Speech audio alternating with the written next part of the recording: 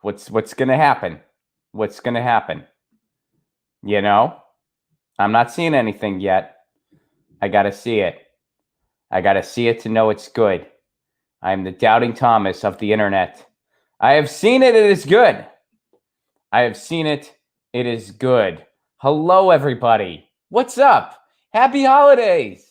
How are you? Good to see everyone. I hope you are doing very, very well. I hope everything's awesome. I hope you have an amazing. I know it's been a rough year. I know it's been a very rough year for oh so many of us. But I hope that despite that all, you all have a happy holiday season and that you're well and safe and that we're all doing what we can. This is the patron stream.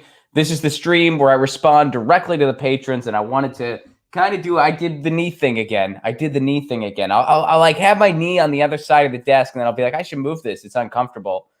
And I don't think to do that until the stream starts. Isn't that weird? It's pretty weird. But yeah, turkeys in the oven, tinsels on the tree. 'Tis the season to be jolly cool. Something, something, something, something, something, something. Time to haul out the holly cool. Children wondering what Santa will bring. It makes me want to sing and have a cool Yule. We'll be rocking tonight. I had to sing that song in the 6th grade, and I still remember it. How do you like those apples? I still remember that song. I had to sing it in the 6th grade.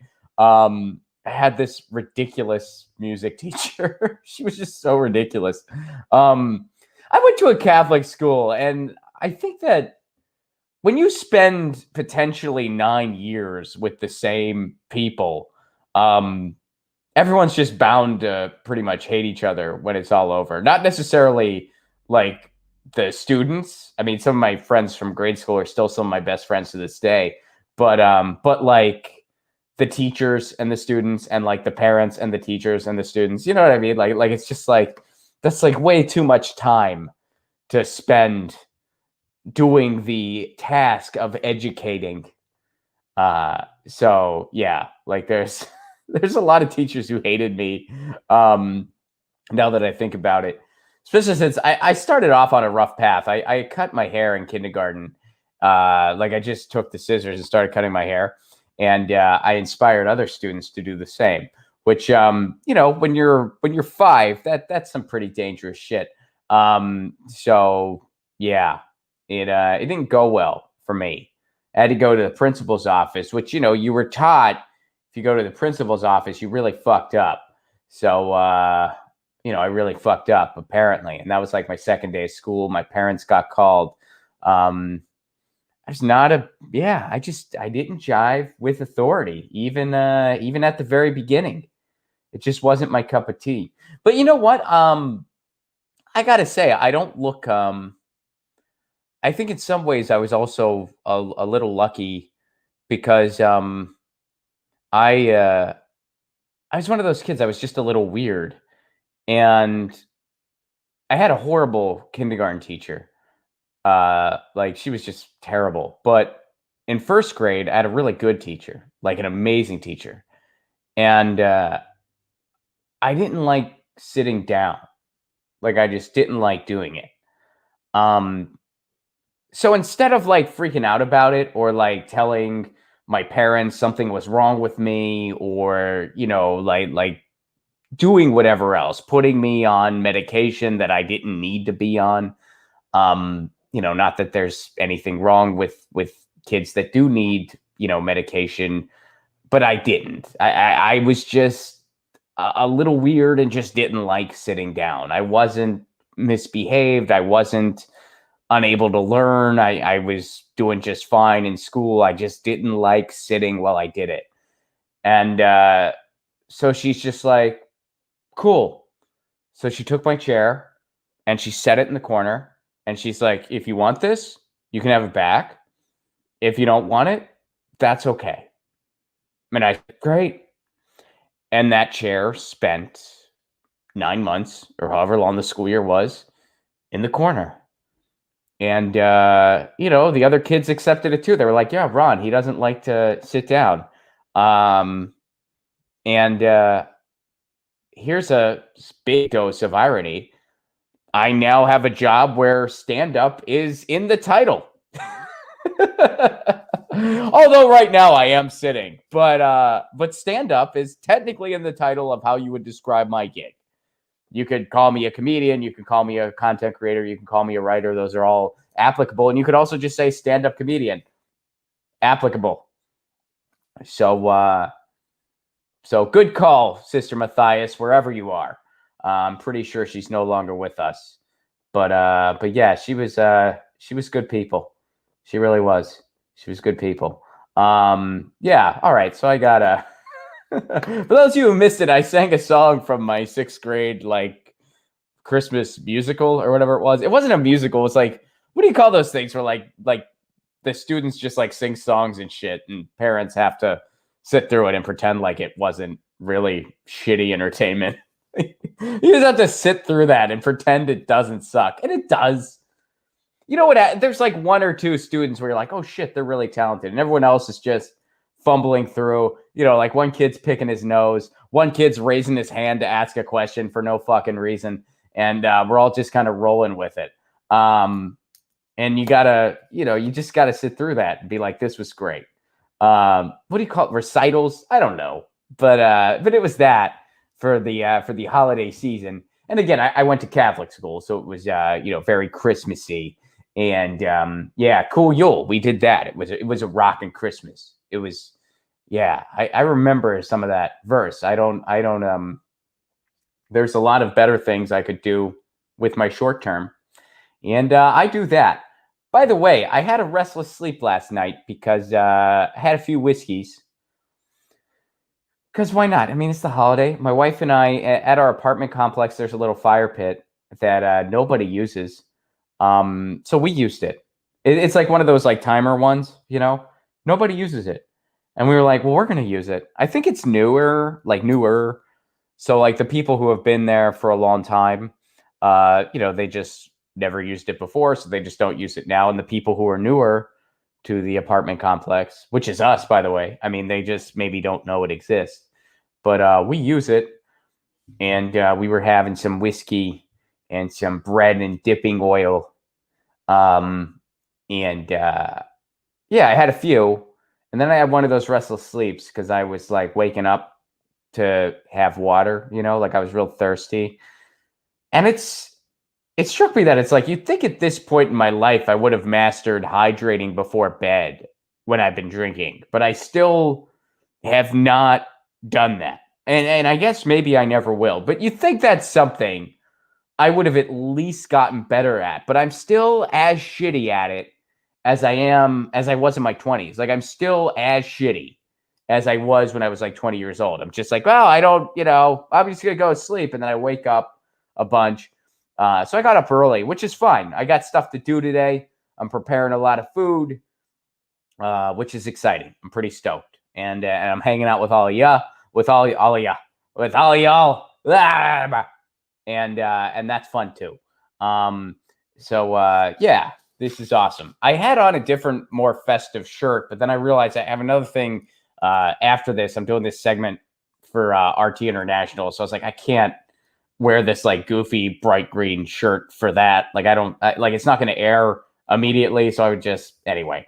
So I had to change my shirt. I'm wearing this, but yeah. So I hope everyone is doing awesome. And let me get to what the patrons are saying. This is the patron stream, and this is when I respond directly to the patrons and what they're saying. And, if this interests you, by the way, patreon.com/Ron Placone. It goes out live to everybody on YouTube, but the replay of this stream is only available on Patreon. So if you're like, man, I missed Ron singing songs from his 6th grade recital, well, you got to be a patron. You got to be a patron to get those pipes, to get that Ron singing the 6th grade cool Yule, huh? But yeah, patreon.com/Ron Placone. Not too late for a last minute holiday gift, folks. Do you have a loved one? Didn't get them get them a Patreon membership. I make theme songs for people. That's one of the perks. How much does that cost? It's a give what you can level. My Patreon is give what you can. I do not have tiers. Everyone gets all the same stuff. So it's whatever you're comfortable giving. I know it's a tough time. If you're not stable financially right now, don't worry about it. But if you are, and you're looking for a good gift, or you got a little bit to spare and want to give it to yourself, patreon.com/Ron Placone. You get my album in its entirety for download. You can just download it. You get all kinds of stand-up clips not available anywhere else, all kinds of podcasts not available anywhere else.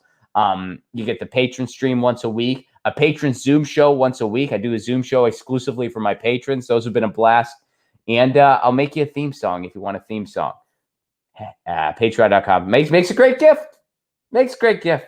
All right. On to what the patrons are saying this week. Nina, we're going to start with you.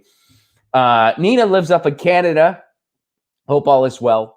And I'd imagine there's a good chance where you're at, you're having a white Christmas with some snowfall, which, by the way, what qualifies a white Christmas? You have to have an inch of fresh snow overnight. That qualifies a white Christmas, an inch or more. Also, in the movie White Christmas, one of the actresses in it is what the Barbie doll was later based off of. I know this because... or maybe it was vice versa, or maybe like she was based off, like her costume was based off a Barbie doll. I don't know. But I know this because my family watched a movie together virtually. We all virtually watched a movie together. Like my parents put it on their screen and we all watched it together on Zoom. And the movie they picked out was White Christmas. That's the movie my parents picked out, which I had never actually seen. I've never actually seen that movie. Which everyone thought was weird. Everyone else knew all the words, saw the songs, and I had no clue what the hell was going on. Like my parents were like, you never watched it? I'm like, no, I never. I was always more into like Frosty or Rudolph. And then of course, as I grew older, Home Alone, which we dissected. Check out that video. Anti-capitalist messages in Home Alone. No one talks about. And what was the other thing that I was really into? And then later, like Christmas Vacation, it's a funny movie. Chevy Chase is apparently an insufferable jerk in person and in real life. But those vacation movies were funny. What are you going to do? So, yeah, I never saw White Christmas. Still haven't, really, because throughout the movie, the reason I'm like, oh, by the way, my dad was randomly telling us these, like, facts. Like, he was just like, what qualifies a White Christmas? Like, while the movie's going on, we're like, I don't know what. And he's like, well, an inch overnight. And then he's like, that actress, whoever was, like that's the Barbie doll. Was okay. And then eventually I had to go do something else anyway. So we like bounced, and then we bounced back into the Zoom, and the movie was ending. But yeah, so holidays, this virtual holidays of ours in 2020. But what's up? I hope you are having a white Christmas. If that's what you want, maybe you hate snow. I don't know. I'm not a fan. I mean, I live in Southern California. I just pointed at my window like you guys should see something other than this screen. So we're not having a white Christmas, and that's okay with me. I don't, if you like snow, that's awesome. All power to you. But I had it growing up. I'm fine if I never ever see it again. Like I'm okay if I never, and if I ever do want to see it, I'll just drive to the mountains. That's how I like it. Anyway. Nina, here's an update on Canada's Universal Broadband Fund. The first rapid response project has been funded to bring broadband to part of rural Alberta by November of 2021. Also, the Universal Broadband Fund includes a Pathfinder service to help smaller applicants like municipalities and Indigenous groups with their funding applications. We'll have to see how much of the Canadian $1.75 billion program goes to these smaller groups versus the larger corporations.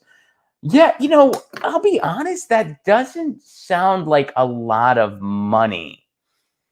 So, I mean, obviously $1.75 billion is a lot of money, but for this program, that doesn't seem like a lot, which makes me think maybe they're actually going to do it efficiently. Because I think it could very well be enough, but it'll only be enough if you do it right. And you don't just let these corporate entities mishandle the resources. You know what I mean? So I know that some of y'all have said it's not a perfect plan because it involves some of the big cable companies and gives the money to them. But and it's not clear where exactly the money's going in this article either. It doesn't look like.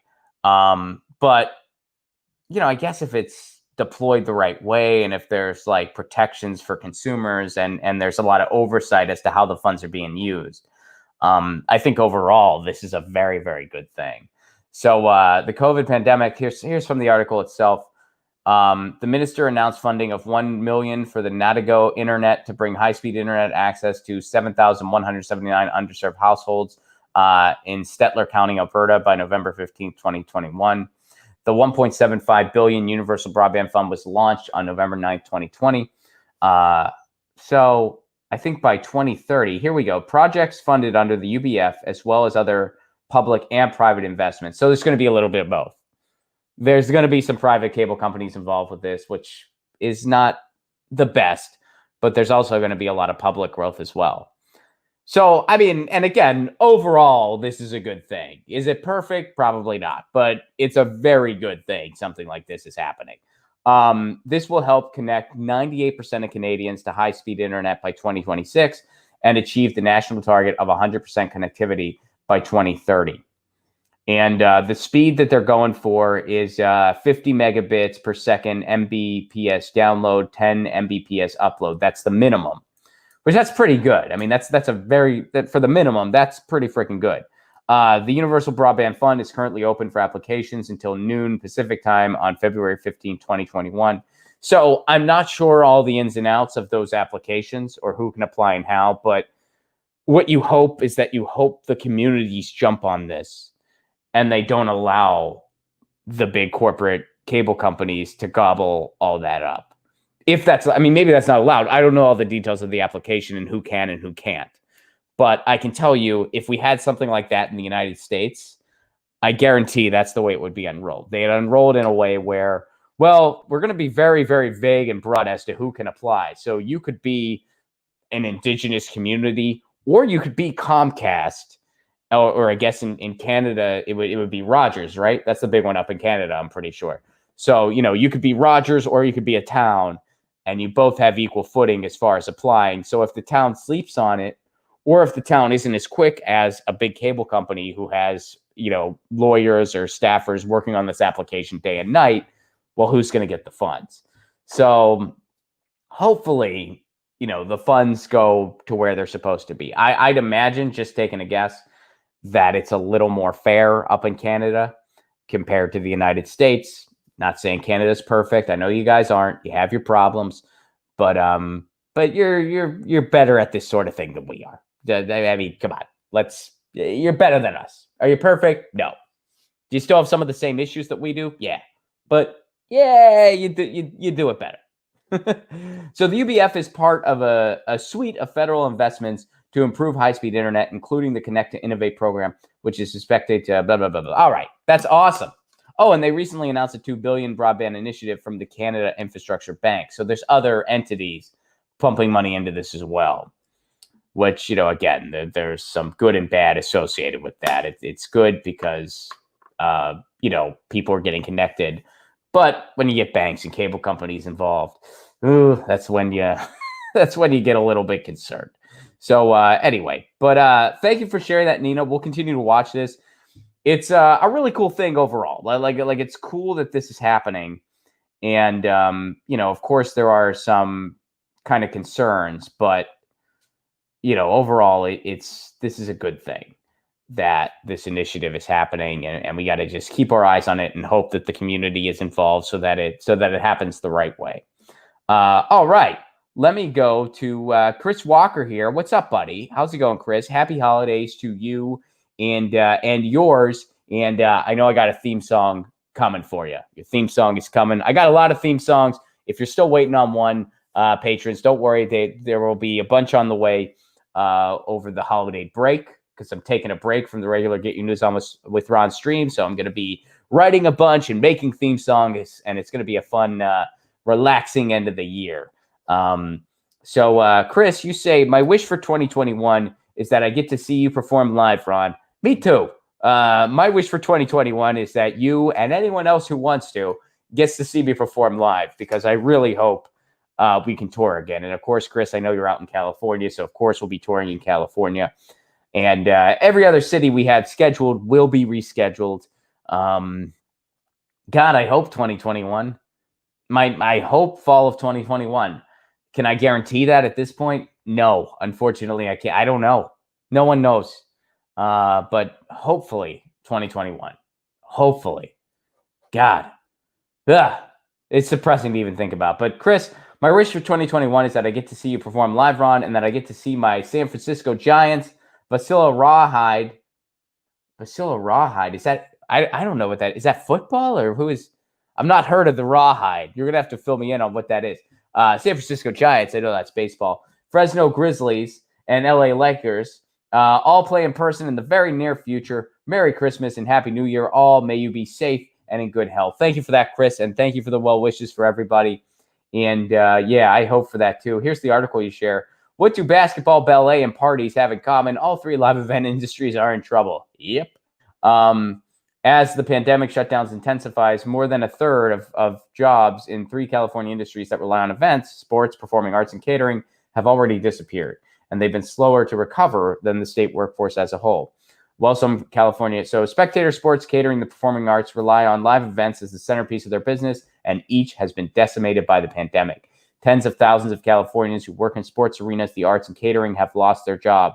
All three of these industries in California saw declines in employment by more than a third, and most of those jobs haven't come back. As pandemic restrictions tighten this month throughout the state, there's no recovery in sight for these hard-hit businesses. Yeah, I mean, it's rough, and it's not just in California. It's all over the country. You know, in this COVID relief, quote-unquote, bill, Save Our Stages is part of it. That's a little bit of good news amidst a lot of not so good news. I mean, there's a lot of horrible things in this so-called relief package, too.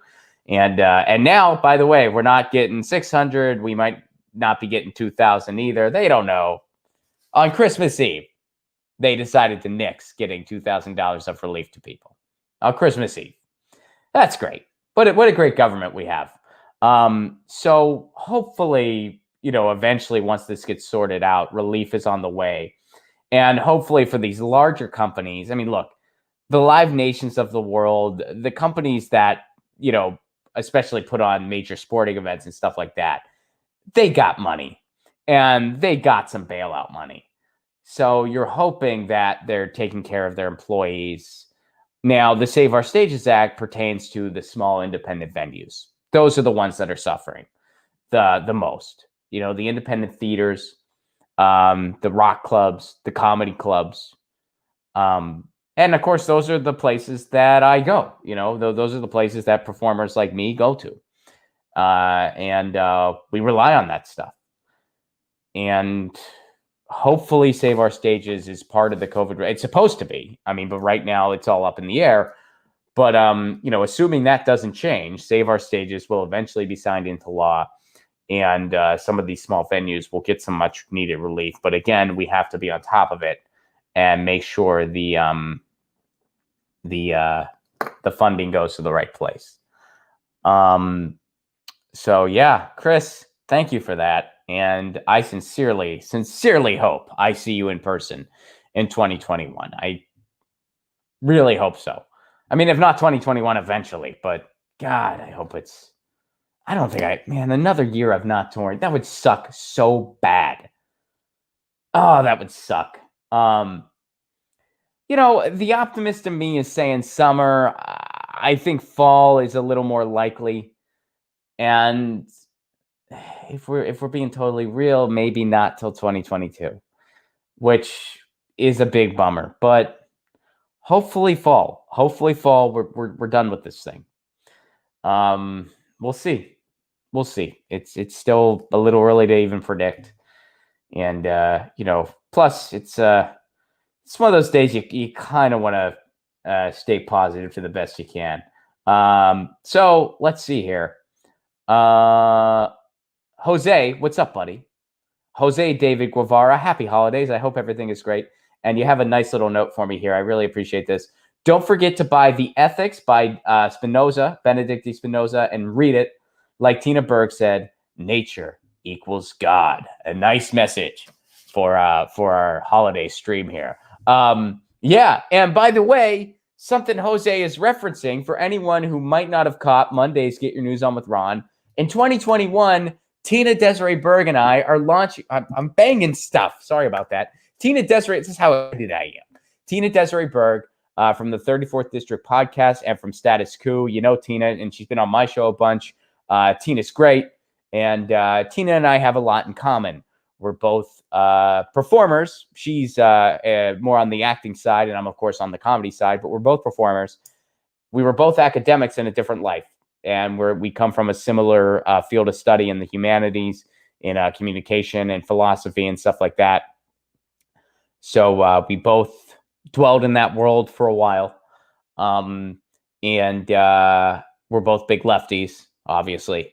And what was the other big thing? Oh, we're both big punk rockers. So Tina and I have decided that we're going to start a philosophy and political theory podcast where we go through writers and we go through, just different schools of thought and stuff like that. And we kind of break it down and have fun with it.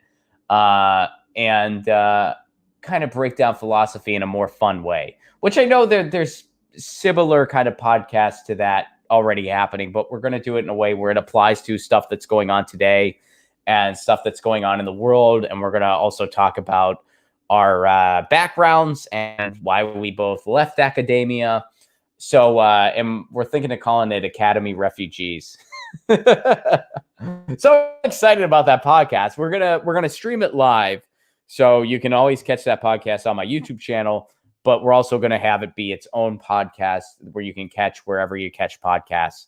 And so it's going to be dropped as a podcast as well, if you just want to catch it that way. So I'm real excited about that. You can catch it on YouTube. You can catch it on Rockfin.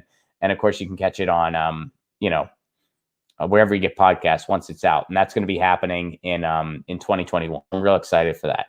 And that's what Jose references here.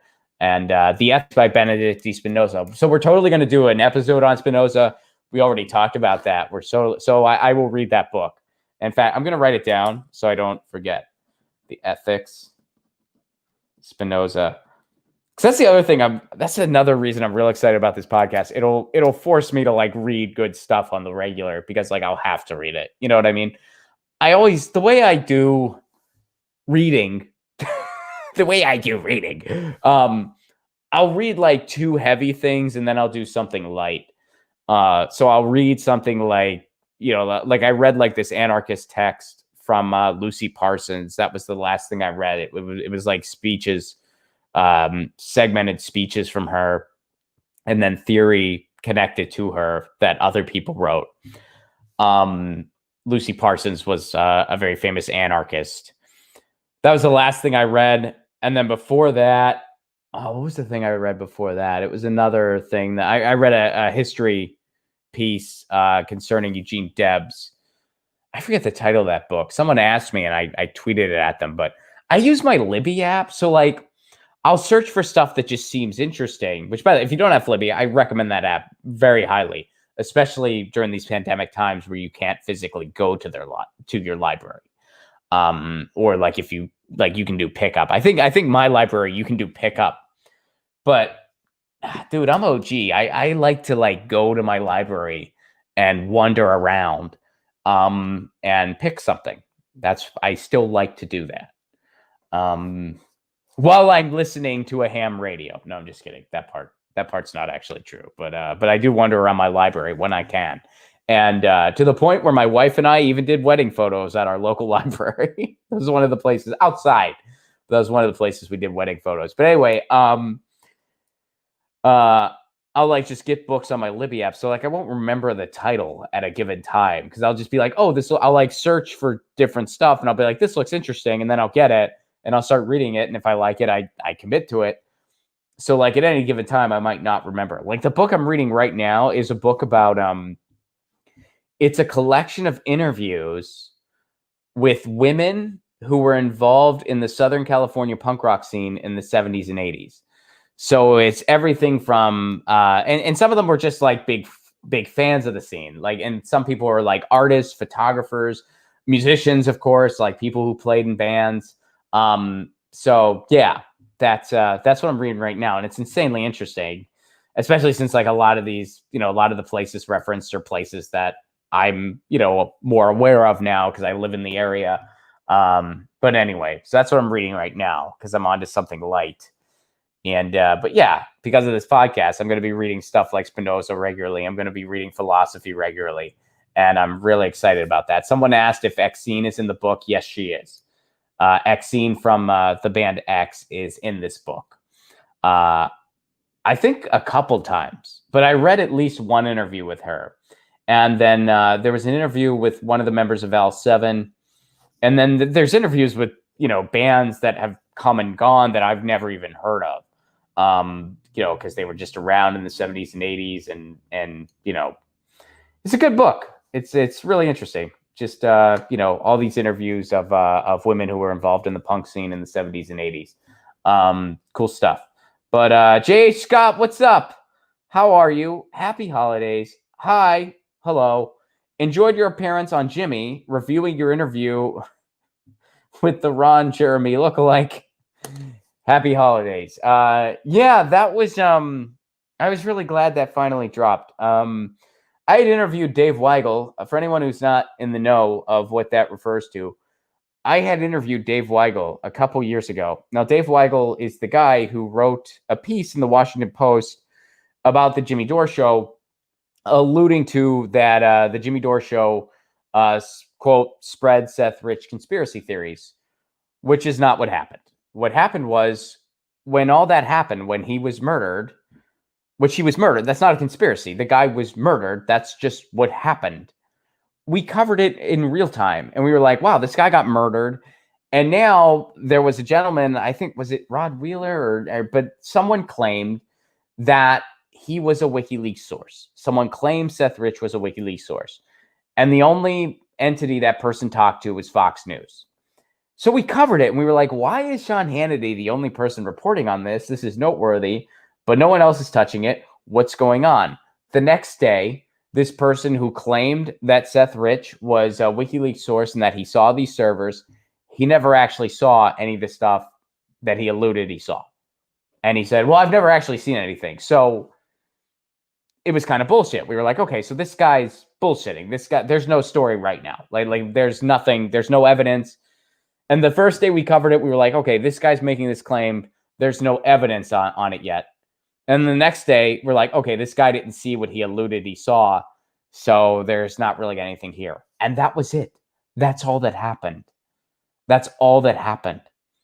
But Dave Weigel wrote a smear piece about it.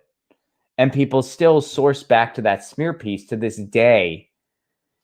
Meanwhile, I confronted him about it, and I said those very things that I just said to you. I was just like, Dave, because he was like, you guys just make fun of the Washington Post because of who owns it, but you should look at the work itself. And I said, well, shouldn't you treat us the same?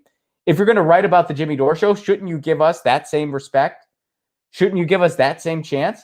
Because you wrote about our Seth Rich coverage and you were pretty unfair about it. What you said wasn't accurate. And I broke down. I'm like, this is all we did. This is what we did in real time. And I said pretty much the same thing that I just said. So I'm like, so what did we do wrong? We covered it in real time. It was a murder that happened. We pointed out the fact that only one network covered it, and that was Peculiar. We pointed out the fact that there's no evidence of anything yet. We're just waiting. This guy's making a claim. There's no evidence one way or another. We're waiting to see what happens. And then the next day, when he retracted his other statements, we covered that too. And we're like, okay, so this guy was just kind of bullshitting. There's really nothing here right now. There's nothing here. What did we do wrong, Dave? And he couldn't answer. Because he probably didn't even bother watching the stuff he smeared. So anyway, that's what that refers to. And yeah, I'm glad that interview dropped. I am glad that interview finally dropped. We're waiting for the right time to unroll it. And yeah, some of you guys are asking for the punk rock book. So let me look it up. Because I don't remember the title. Because I just kind of grabbed it from the library, my Libby app library. But let me check it for you. It's called We Were Going to Change the World. I'm almost done with it. It's a really quick read. It's a fun read. We Were Going to Change the World. And the person that compiled the interviews is Stacey Russo. Russo. We Were Going to Change the World by Stacey Russo. So check it out. It's a cool book.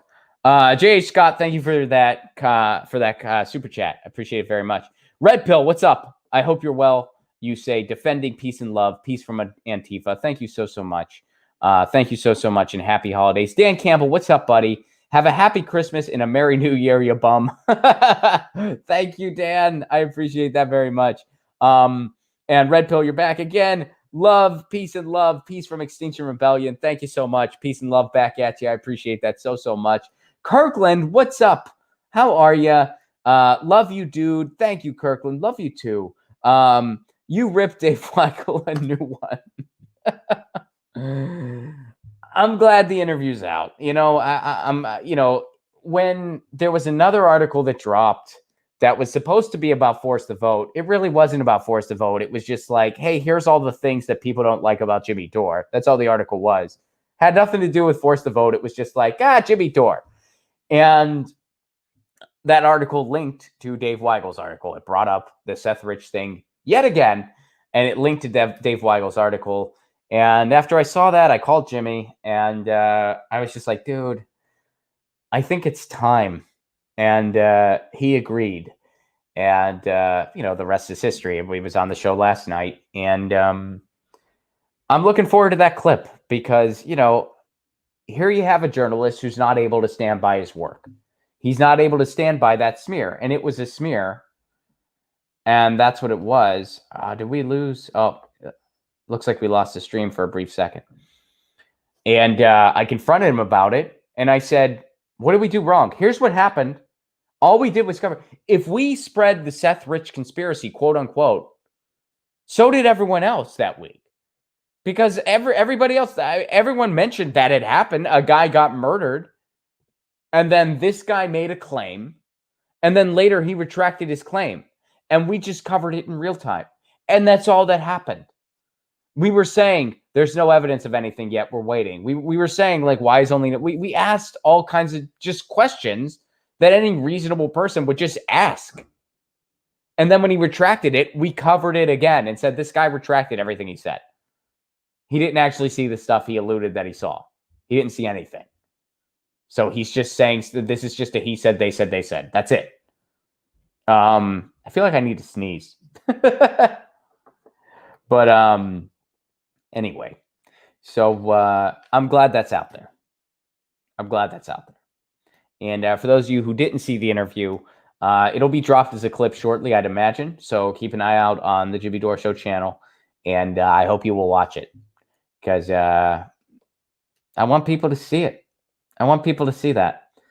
That's a smear against the Jimmy Dore Show that has been around for a couple years now.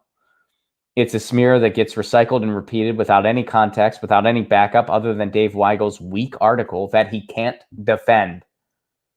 If you're going to write an article smearing a show and you can't defend it, what are you doing? Propaganda is what you're doing.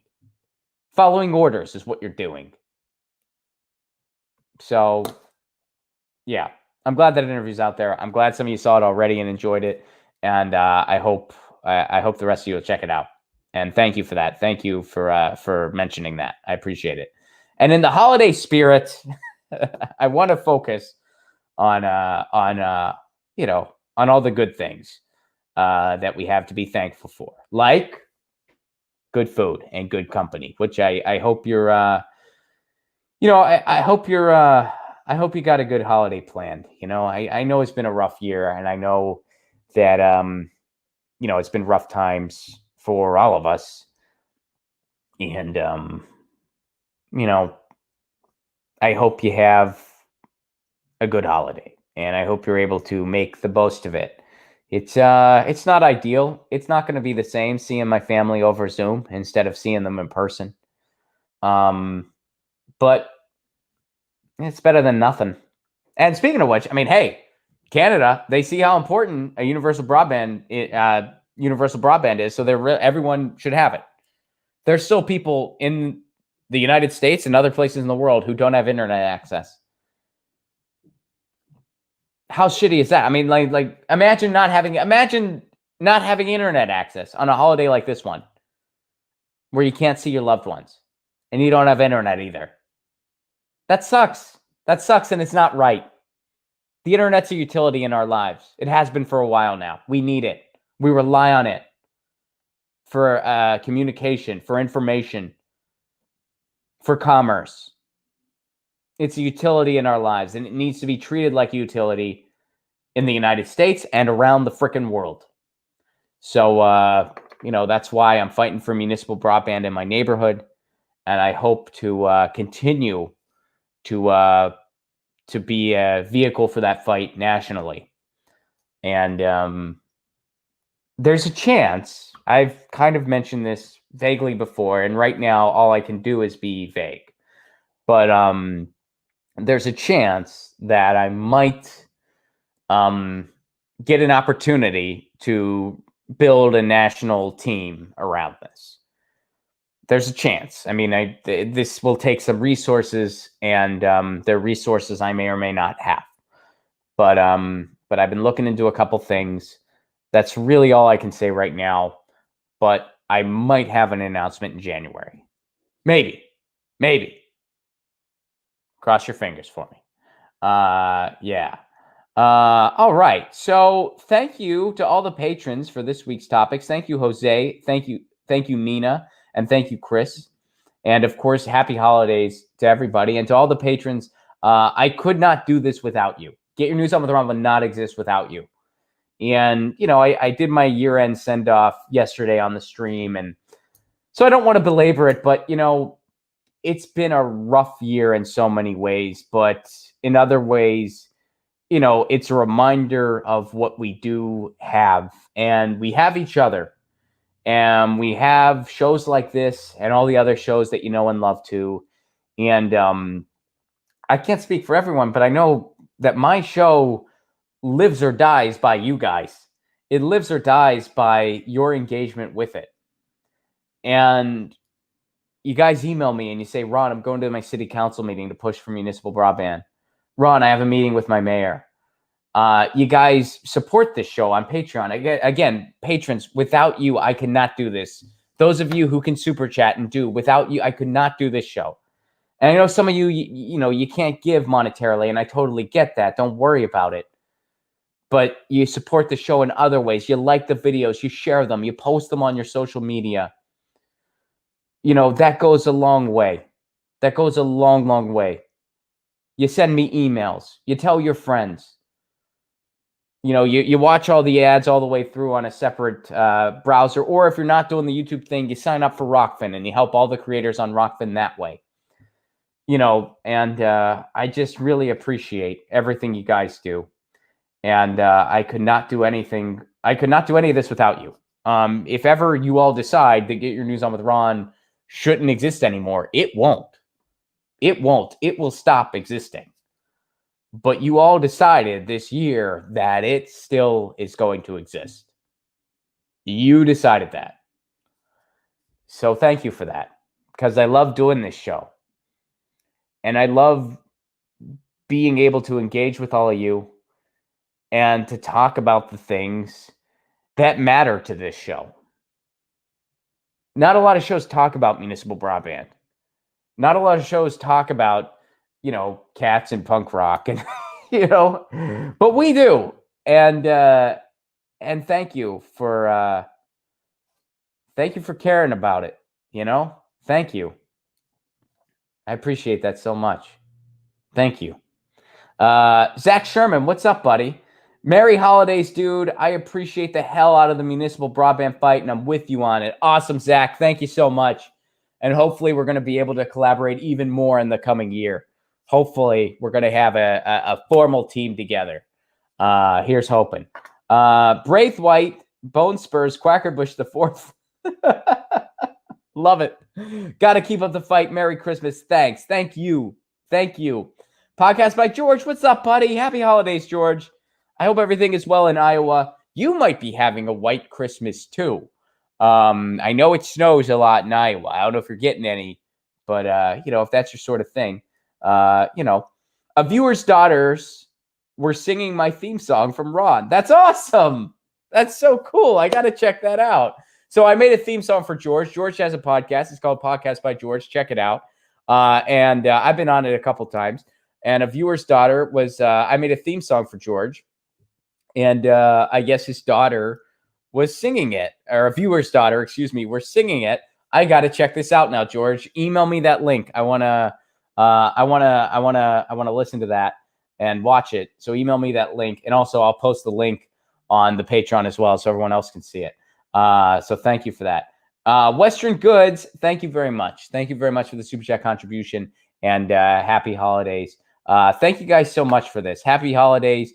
Thank you, J.H. Scott. Thank you, Red Pill. Thank you, Dan. Thank you, Red Pill again. Thank you, Kirkland. Thank you, Red Pill again.